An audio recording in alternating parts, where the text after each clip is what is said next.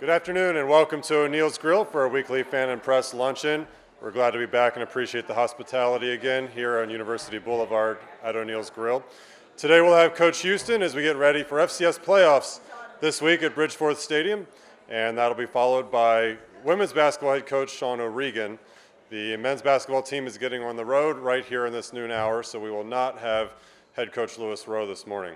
But we'll kick things off with the football Dukes and Coach Houston. The Dukes are 10-1, seeded number 4 heading into this week's second round of the FCS playoffs. And they will be hosting a familiar foe in New Hampshire, a fellow Colonial Athletic Association team. We'll be coming to Bridgeforth Stadium for our 2:05 kickoff and visible on ESPN3 online streaming to watch this week's action. Tickets are available at jmutickets.com, and we will jump right in with an opening statement from Coach Houston and questions from our media members. You can ask your own questions as well on Facebook Live, following along on JMU Sports Facebook. Coach Houston.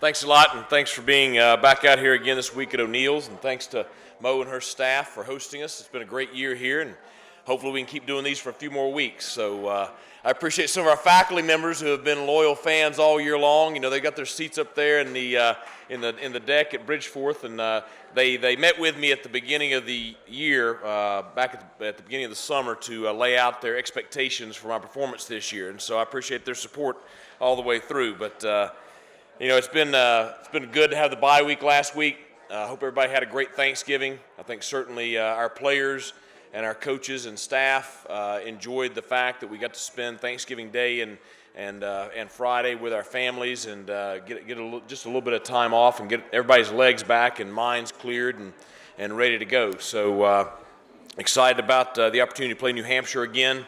We were able to watch the Lehigh-New Hampshire game Saturday afternoon, and it was certainly a very impressive performance by the New Hampshire football team on Saturday. It was a dominating performance, and I wish they had been tested a little bit more. I wish they had had a little more hard-fought game, but you know, certainly they cruised through and looked like you know, one of the top teams in the country, which they are. So I think that it's also important to point out the performance of the CAA last weekend in the national tournament, with four of the 16 teams remaining from our conference, with very strong showings in every matchup.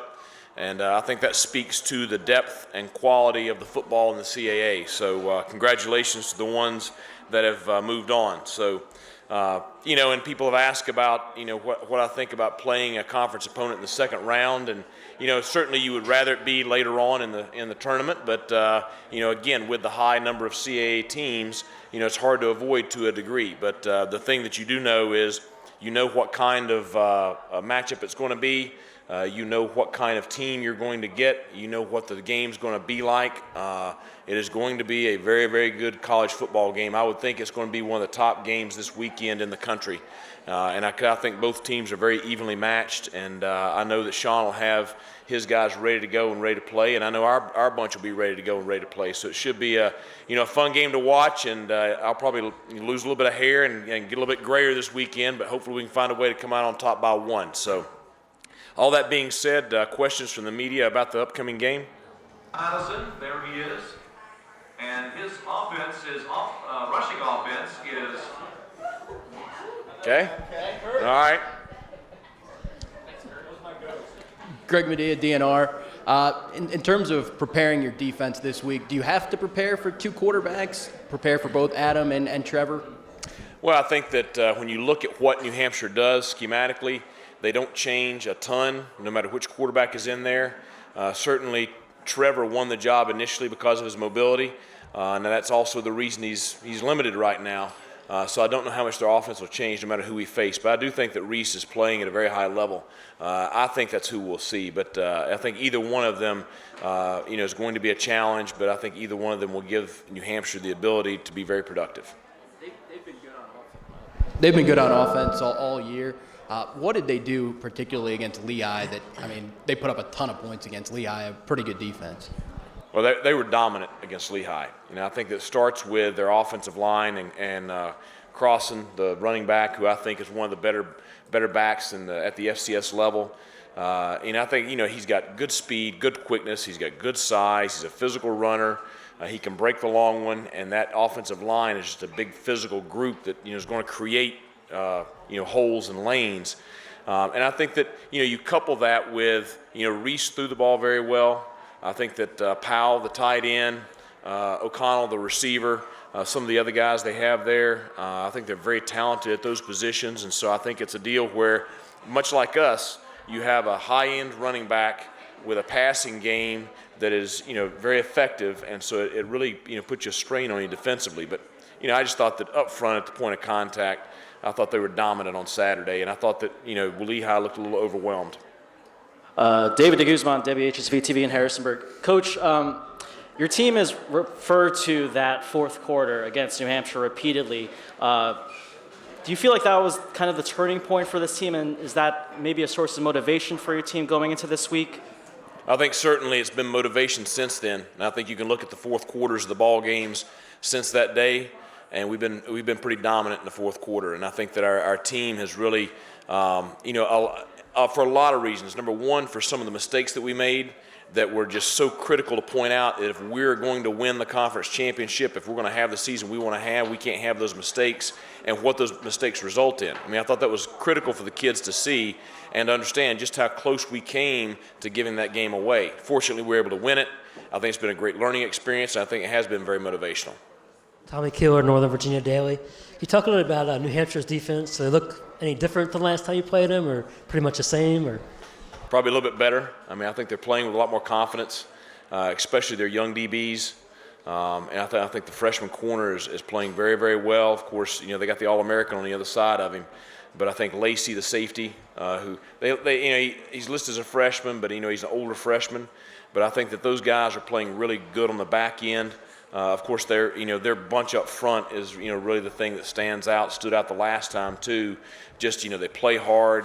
They've got big guys up front that move pretty well. Their linebackers are good tacklers. I just think it's a very good unit. It's very disciplined. It's going to play very hard, very physical, and they're going to challenge us greatly on Saturday.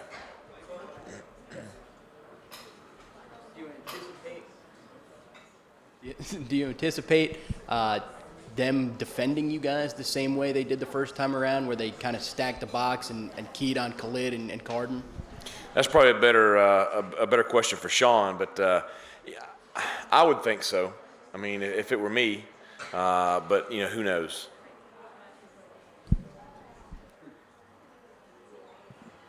Look, Coach, talk about playing at home. You guys have been very lucky enough to have lost this season at Bridgeport Stadium, and obviously a playoff atmosphere just adds that much more intrigue. How much do you think that may play a role in this week's game, and how do you guys plan to kind of block out parts of that noise? Well, I think the big thing is just our kids are very comfortable at home. I think it's a great game day environment. I think it's probably the best game day environment in FCS football. And I expect to see 20+ thousand JMU fans packing Bridgeport Stadium on Saturday. And I expect them to be very vocal, and I think our players really feed off of that. But I think it's a place that our players feel very comfortable, and they feel like they're going to play at a high level at home. And I think any time that you have that kind of feeling about your home field, I think it certainly gives you a little bit of added extra edge. With it being the playoff game, is there a little more intensity this week in practice? Do you kind of expect to Sure. see? I mean, I think everything at this time of the year gets a little more intense, gets a little more urgency. My big challenge to the team is going to be, when they step on the field Saturday, it's going to feel different. I mean, it just does. I mean, I've been involved in a lot of playoff games, and they feel different because of the stakes that are on the line. But my big thing with them has just been to really focus on doing what we do, being who we are. We've preached, some of the base fundamentals, doing the things that good football teams do and what those are, and playing together and playing within the scheme and doing your job. And trusting the other guy to do his job. And those things, they sound like coach speak, but those are the message that the kids hear virtually every day, and has been beat into their head, because really those are the things that are going to be the difference of winning and losing for us and New Hampshire on Saturday. It'll be the team that can do the best job of just doing what they do and not making the big mistake.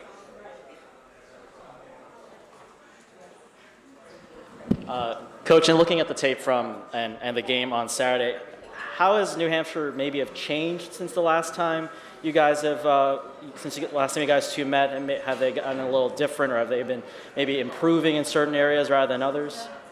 Well, I think they look much more efficient and explosive on offense. I think they've kind of found their identity. I think a lot of that has to do with the running back.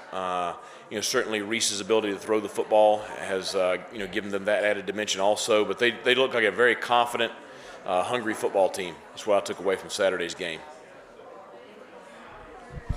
What did their defense do to force so many turnovers against Lehigh? I think the Lehigh quarterback threw three interceptions at two different quarterbacks. Well, I think the big thing was they were able to pressure the passer all day long, which, it got him in uncomfortable situations. I think, again, like I said a while ago, I think they're playing very good in the secondary right now. The corner, DeAndre, is a great player. He takes some chances, but usually those chances result in some big plays. And, certainly early in the ball game, getting the turnover on the first drive, was an example of that. So, I just think that it's really their aggressiveness and their ability to pressure the quarterback on Saturday, which is what led to the turnovers. We have a number of questions from Facebook, a lot of fan interest in Saturday's big playoff game. One of the first questions, a lot of people obviously point to that fourth quarter against New Hampshire earlier this season. But specifically, while the team has learned a lot from that, do you make adjustments in this game purposely looking at that fourth quarter and what happened in that fourth quarter and how you can scheme different in this game as a result? The biggest thing is we need to do what we're supposed to do. I mean, that's the big thing in the fourth quarter is we got to make sure that when things get tight that we do our job, which the players have done a great job of that since then. But I think that was the real breakdown for us was the things that we could control. We turned the ball over once. We didn't attack one of the onside kicks. We had a couple of busts in coverage. We made mistakes in that fourth quarter that we have not made all year long. And I think that it was really kind of a rallying point for our team to refocus. A number of fan questions looking at the fact that this is the second matchup against a team within the same season.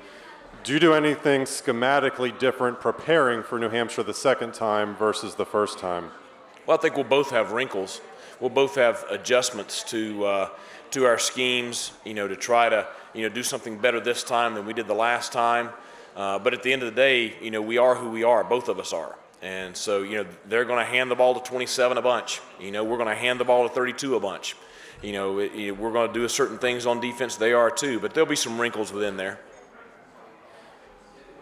One fan pointed out the multiple special team looks that New Hampshire presents. How do you prepare for that? Well, we started preparing for that last week, and we did stuff with that every day that we practiced last week in anticipation of seeing New Hampshire in the second round. So certainly it challenges you. It's something that you've got to be, really on edge, aware of and focused on, no matter where they're punting, kicking a field goal, extra point, whatever, because they've shown that they'll take the chances and take the risks. One of the oddities of the conference schedule over the years, this is the 6th year of expanded Bridgeforth Stadium, and New Hampshire has not played in this stadium yet. How odd is that, and does that present anything unusual that, yes, it's a conference opponent, but none of these players have ever played in this stadium? I mean, they played in San Diego in Aztec Stadium, or whatever, Qualcomm or whatever it's named now, stadium out there. So they're used to playing in big stadiums. I don't think that'll bother them any. As far as how odd it is, it's the first time they've been here. You'd have to talk to the CAA office about that. So I don't know, with scheduling how that happens. Coach, we talked a lot last week about how huge it was to have a bye week going into this week. And, last time you guys had a bye week, then you scored 84 points against Rhode Island. How much of an advantage, now that you're in the game week mode, does that bye week give you going into this game against New Hampshire? Well, my big thing is just I hope it gives us a chance to, get healthy, get fresh, get our legs back under us, get refocused, and get ready to play at a high level on Saturday. Anything else? Okay, looking forward to 2 o'clock Saturday afternoon, Bridgeforth Stadium. Hope everybody comes out. Go Dukes.